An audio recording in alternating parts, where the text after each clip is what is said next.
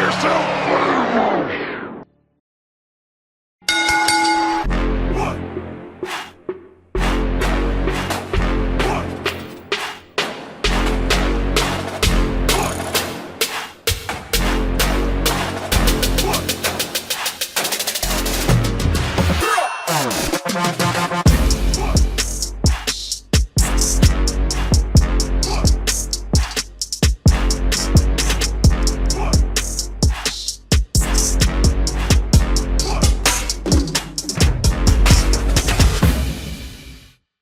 Let's get right into NXT. NXT, say his name and he appears. I believe in Joe Hendry. Of course, Joe Hendry called out Trick, but DarkState showed up and beat the brakes off him. And that was pretty much the running joke that whole night. Was like, hey, say his name and he appeared. Too bad we didn't make your ass disappear. That was DarkState. That was what they said. Trick Williams pretty much said that he wasn't going to show up. It seems like Joe Hendry is staying in NXT for a little while. TNA champion, getting a lot of love in NXT. Your thoughts about that? I think it's pretty cool. I think the NXT TNA partnership is really. I mean, I'm not gonna bring them other people up. I'm just not gonna do it. It's not Wednesday, but I will say the NXT TNA partnership is well, I mean, it's WWE. It's not just really NXT because Joe Hendry was on WrestleMania and the Royal Rumble. So I really can't just limit it, that partnership to just NXT. But even with NXT superstars showing up on TNA, hence Trick Williams popping up on TNA Sunday. And at first I was like, why he do that? Because I ain't gonna lie, I didn't see what Joe Hendry said prior last week that led up to Sunday, and it all made sense. I would have pulled up too, even if it was a Sunday, even if I don't work so all in all, to put a bow on that, I think Joe Hendry, showing up on TNA and NXT like he is, it's a good showing of this partnership they got. Yeah, I mean, obviously you got to show him a whole lot of love after what you saw at WrestleMania with him getting pretty much squashed by Randy Orton. A lot of people think, Joe Hendry just got pretty much embarrassed. A lot of people thought that's what TNA is being represented as in WrestleMania. But all in all, I do think it was really, really good and a good setup for Joe Hendry. I'm glad he's getting some love. And like I said, from WrestleMania, getting beat up by Randy Orton in 3 minutes to now you're in a program in NXT that's also bleeding into TNA. I think that's a really, really great sign for Joe Hendry. So even going past that, just looking, my bad, did I cut you off? No, my fault. He had put a pause. I was like, dang, was he expecting me to put another bow on that? My fault. Oh, no, it's cool. I was also typing as well. I'm also I said his name again and he didn't appear. The hell? He said I said his name and he didn't show up. Well, that's because he got beat up. Now I got a honk to get his attention. But we can talk about that a little bit. Tank might get you. Right, exactly.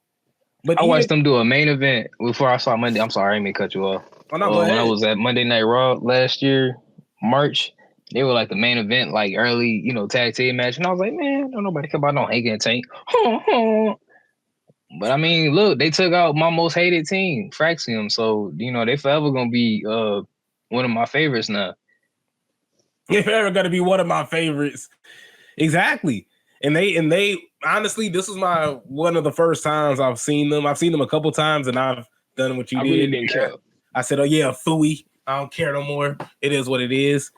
But even before then, we saw Ricky Saints go up against Lexus King. And of course, Ricky Saints retains against Lexus King. Lexus King seeing a whole lot of bad luck here. Although I think he is a really good wrestler. Not going to say great, not going to say really awesome, but he's a good wrestler. Something to work with there. Yeah, he's where he needs to be. Let's just put it like that. He's exactly where he needs to be. Ricky Saints is going on a run of just beating his old colleagues, now turned new colleagues. They just got different names, I guess. And so even looking at Ricky Saints in ring right now, how good is he looking? Do you think Ricky Saints is ready for the big leagues now, or do you think he needs a little bit more time? Well, he said his goal was to be wrestling at WrestleMania next year in New Orleans. So I think if he continues right now on the pace that he's going, he'll make it there. Because look, it's only been because he debuted right before WrestleMania, right? Yep. Wait, not even that. Tripping it out. He defended his championship at Stand and Deliver. Like he just got there. The point I'm trying to put is, if you look at this pace of what he's doing now, and it's only been like a month and a half or so, yeah, he fine. Literally just continue the pace he's going. I do see him becoming NXT champion. I'm not saying he necessarily has to win it, because he can just have a really decent run with the North American Championship and put a bow on that and call it a day, and go on up to the main roster. But yeah, I put it this way: I'm on the board with his track of him being at WrestleMania on the card next year. On his pace right now, currently, I'm gonna dock it. I'm gonna write it down. I'm a dock it. Let me get an old tablet. And I ain't talking about one of the electronic ones, the ones we used to write notes on. NXT champion, I agree though. NXT I do see him being one of the guys that might turn around and beat Obafemi. Obafemi's gonna have a long run. I don't care what Undertaker was talking about, and we could just run through that real fast. Undertaker bringing them little security guards over to Obafemi. Obafemi is like, what do you want me to do with them? What do you want me to do with those? Some guys over at LFG. Let's go. As soon as he said that, I got some guys from LFG. Man, stop talking to me, man. They can stay in LFG. What are you talking about? Like, come on now, brother. And I ain't got nothing against LFG, if you can't tell. But snatching like they just went up to the wrong person. I'm like, bro, you is not finna walk up to Obafemi talking about some, man, I got some young guys. And they got the 3 biggest dudes. Okay, say, man, walk up to Wesley right there. Right, exactly. I could do that. I could do that at my old high school. I could grab some 6'8" guys. Man, we got a squad here. Y'all just ain't seen them hoop. I ain't seen them wrestle. You seen them wrestle? Oh, my fault. I heard a whole bunch of noise in my background. My fault. Oh, my bad. I was like, have you seen them wrestle? Them LFG guys? I'll be honest with you. I have not watched a single episode. The most I've seen has been in them commercials. Because man, ain't touching it. You know, I ain't gonna crap on LFG. I understand, why it's a show. And all respect to them. Maybe I'll be on there. Show them how it's done. Undertaker, he gonna bring me up there. They gonna stop there. I'm done. Man, it just make me sick, man. It's 9 o'clock. See, this is what you get with Devin after hours. After hours, man, I'm telling you, that's where he gets mad. Let's make him even more mad. Cause Sol Ruca.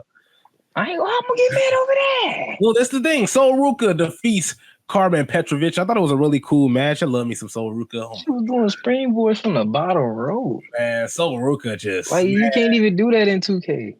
This is gonna sound crazy. And I'm not talking about in ring. I'm just talking about in terms of just charisma when she come out there. Like I just get a little bit of like just AJ Lee vibes from her.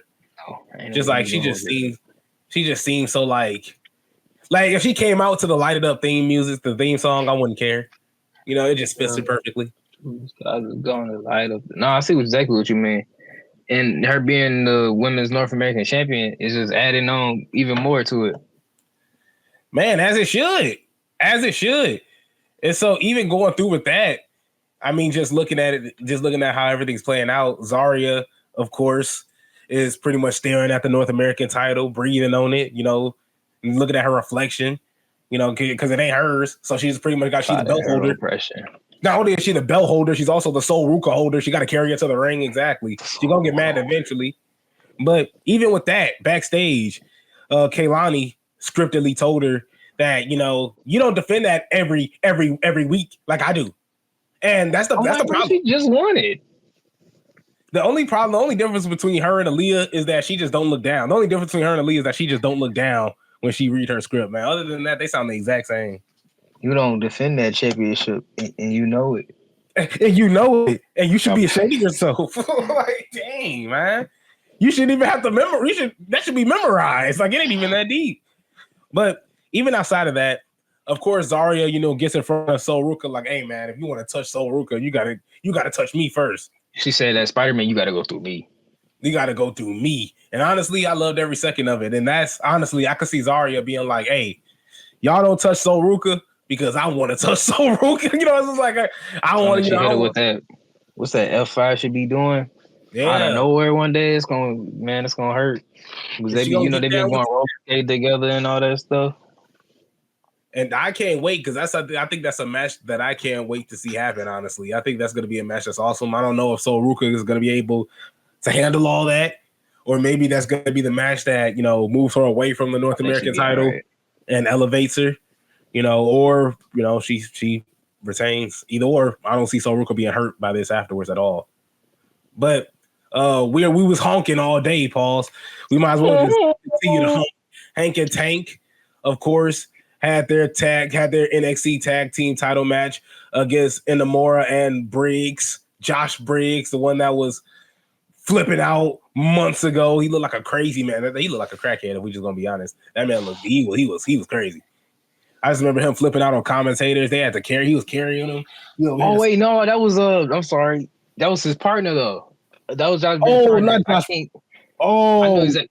No, he was his partner though. I can't think of his name because he's with Sean Spears and them now. But he wasn't. Dang.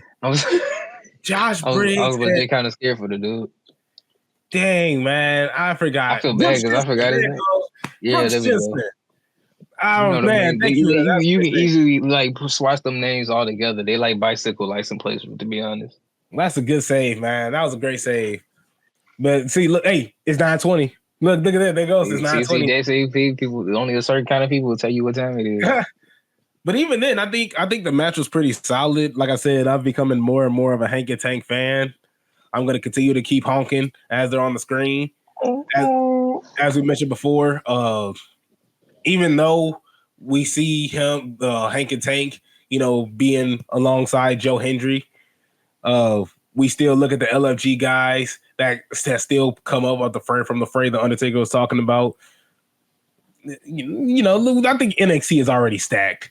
NXT is already stacked. LFG can stay LFG, honestly.